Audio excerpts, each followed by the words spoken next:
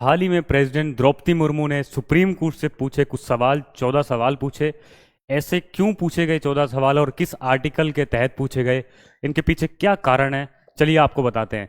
हाल ही में एक मुद्दा चल रहा है जो कि काफ़ी ज़्यादा डिबेट में है, जिसके कारण आने वाले टाइम में आपके पॉइंट ऑफ व्यू से, एग्जाम के पॉइंट ऑफ व्यू से, एग्जाम में काफ़ी सारे क्वेश्चंस बन सकते हैं जो 1 महीने बाद एग्जाम्स हैं। ये कुछ आर्टिकल मैं आपको इस सेशन में करवाऊंगा।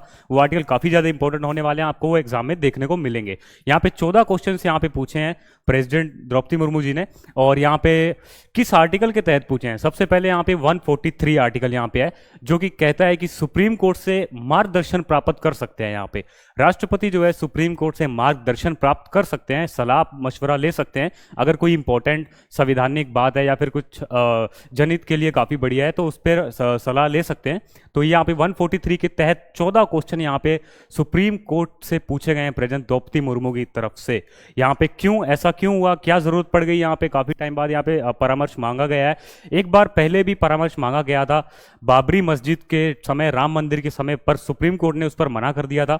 लेकिन यहाँ क्या कारण रहा है, तमिलनाडु सरकार ने हाल ही में अपने विधानसभा से पारित करके 13 विधेयकों में से 10 विधेयक पारित किए, जिसमें से कुछ तो वहाँ के गवर्नर RN रवि जी ने यहाँ पे उनको होल्ड कर लिया, और होल्ड नहीं किया तो उनको प्रेसिडेंट द्रौपदी मुर्मू के पास भेज दिया, और उन्होंने भी अनिश्चित समय के लिए होल्ड कर लिया। और इसको देखते हुए तमिलनाडु गवर्नमेंट ने याचिका दर्ज की सुप्रीम कोर्ट में, और उसके तहत 8 अप्रैल 2025 को यहाँ पे ऑर्डर दे दिया, ऑर्डर या फिर कह सकते हैं दिशा निर्देश दे दिए गए सुप्रीम कोर्ट के द्वारा कि यहाँ पे गवर्नर को एक मंथ के अंदर किसी भी विधेयक को पारित करना होगा। राज्य विधानसभा के द्वारा अगर पारित किया गया कोई विधेयक है, अगर वो मनी बिल नहीं है या फिर और संवैधानिक संशोधन बिल नहीं है, तो उस पर वैसे भी 1 महीने का अप्रोक्स टाइम होता है शायद।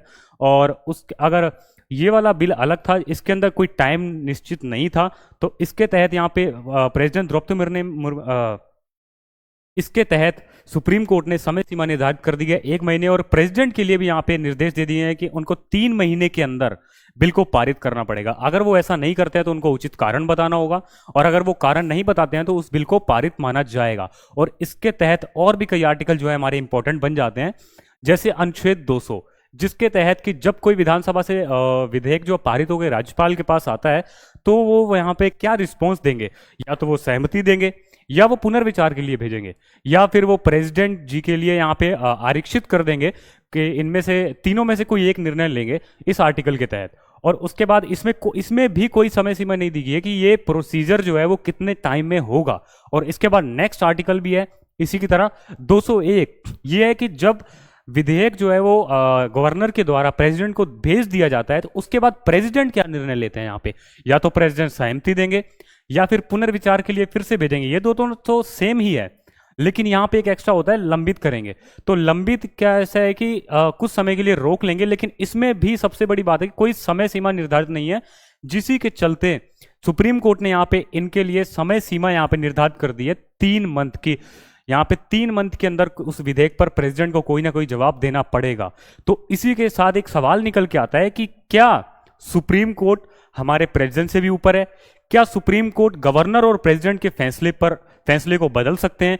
कई सारे सवाल यहाँ पे निकल के आते हैं कि यहाँ पे न्यायपालिका सर्वोपरि हो जाती है इस आर्टिकल के तहत। और नेक्स्ट यहाँ पे आर्टिकल इंपॉर्टेंट होने वाला है कि राष्ट्रपति द्वारा यहाँ पे 14 सवाल पूछे गए। ओके, 14 सवाल यहाँ पे क्या है, ये आपकी स्क्रीन पे है। ये 14 सवाल आपकी स्क्रीन पूछे गए हैं। इनमें कई सवाल जो हैं वो काफ़ी महत्वपूर्ण है, जैसे कि क्या राष्ट्रपति राज्यपाल के विधेयकों पर निर्णय लेने के लिए कोई भी समय सीमा निर्धारित नहीं है? यही यहाँ पे बताया गया कि कोई भी समय सीमा निर्धारित नहीं है। और क्या संविधान में मौन समिति की कोई भी अवधारणा नहीं है? क्या सुप्रीम कोर्ट से यह अधिकार है कि राष्ट्रपति और राज्यपाल के निर्णयों पर समय सीमा निर्धारित करे? कि क्या सुप्रीम कोर्ट इतना पावरफुल है कि वो राष्ट्रपति को दिशा निर्देश दे सके? ओके, एंड फोर्थ क्वेश्चन यहाँ पे निर्णय लेने के लिए मंजूरी स्वतंत्रता। यहाँ पे आप देख सकते हैं क्वेश्चन आपके सामने है, अगर ये पढ़ूंगा तो काफ़ी टाइम लग जाएगा। और ये क्लास है जो हमारे एग्जाम है CGL ये सब, इनके लिए PCS के लिए यहाँ पे ये क्वेश्चन, अगर कोई PCS की तैयारी करता है तो वो ये क्वेश्चन पढ़ सकता है। और इसके बाद यहाँ पे और भी आर्टिकल जैसे आते हैं, यहाँ पे आते हैं 145 आर्टिकल। इसके तहत ये होता है कि यहाँ पे अगर कोई भी इंपॉर्टेंट यहाँ पे संविधान से रिलेटेड है या फिर कोई विधि से रिलेटेड अगर कानून बनाना है, तो वहां पे 5 से ज्यादा जज यहाँ पे बैठेंगे उस निर्णय को सुनाने के लिए। लेकिन यहाँ पे क्या हुआ, जब प्रेसिडेंट को यहाँ पे दिया गया 3 मंथ के अंदर ये कंप्लीट करना है, तो ये सिर्फ 2 यहाँ पे थे, 2 जजेस ने ये फैसला सुना दिया कि ये एकदम असंवैधानिक करार दिया गया इसको। और यहाँ पे एक और आर्टिकल आता है 131, ओके। इसके तहत यहाँ पे सुप्रीम कोर्ट की प्राथमिकता बाहर निकल के आती है कि सुप्रीम कोर्ट कहाँ कहाँ इंटरफेयर कर सकता है। जैसे यहाँ पे आता है राज्य स्टेट का, जो स्टेट है उसका सेंट्रल गवर्नमेंट के साथ विवाद, डबल स्टेट जो है 2 स्टेट्स का आपस में विवाद, या फिर 2 स्टेट वर्सेस सेंट्रल गवर्नमेंट का विवाद।